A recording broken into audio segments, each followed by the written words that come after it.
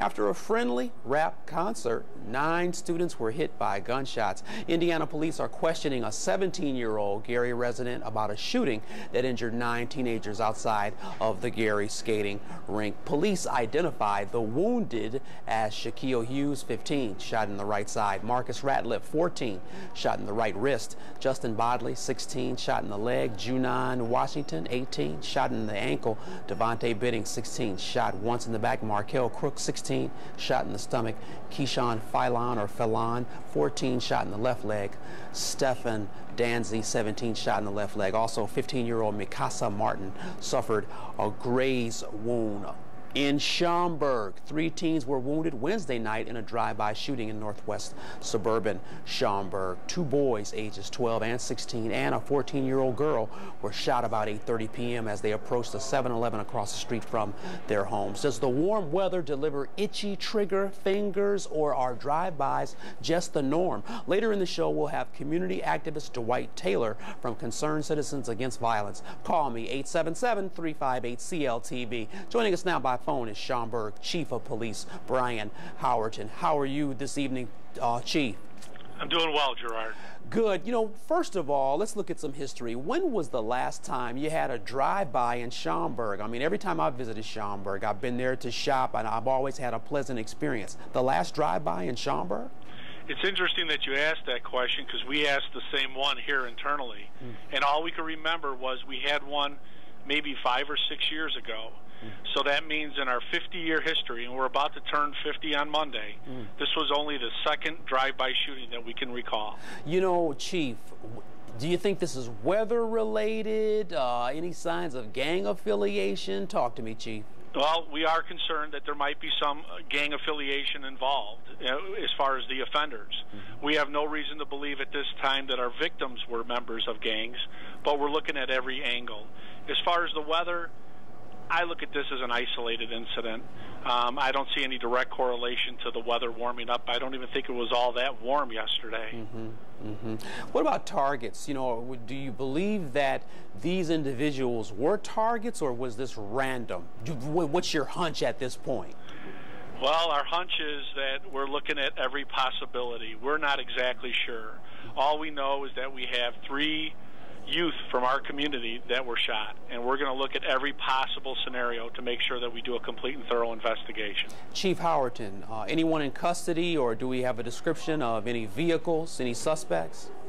We're interviewing every available witness we can find, and we're doing a complete interview of everyone that we come in contact with, but at this point in time, we do not have anyone in custody. Okay, now, the condition of the wounded, have they been elevated to stable, or are they in fair or good condition now?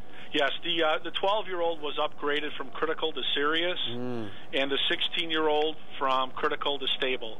The 14-year-old was released. Okay, Chief Howerton, the magic question, were any cameras in the vicinity? Did cameras catch anything on DVR or on tape?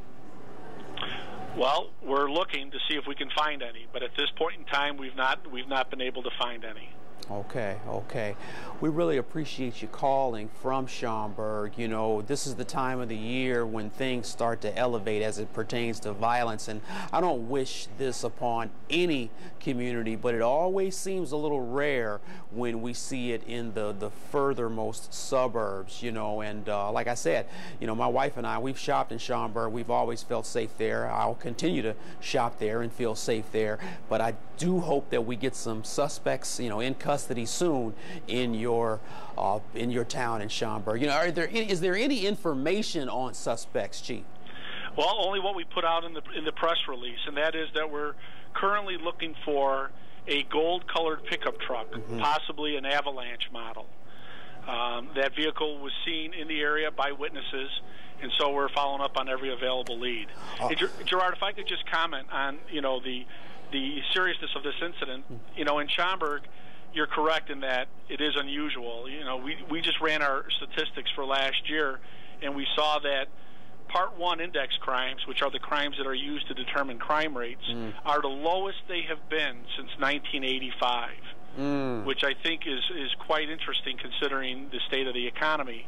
But I believe this is more of a national trend as well. Yeah. So crime is down, but there are isolated incidents where these types of things do happen.